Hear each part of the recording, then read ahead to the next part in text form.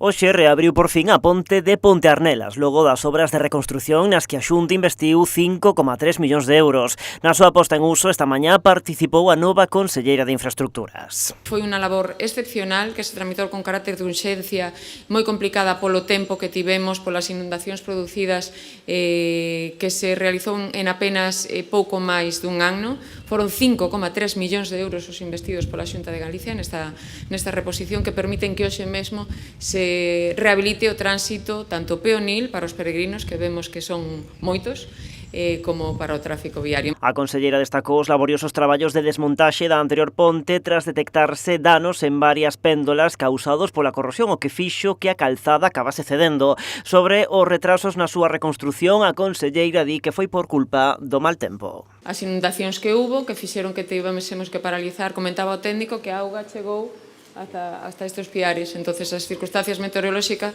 foron que fixeron. De todos modos, a premura foi en todo momento excepcional e o traballo realizado é excepcional. Foron circunstancias totalmente alleas as que demoraron esta execución. No acto de apertura, os alcaldes de Ribadumia e Vilanova non agochaban a súa ledicia pola reapertura da ponte.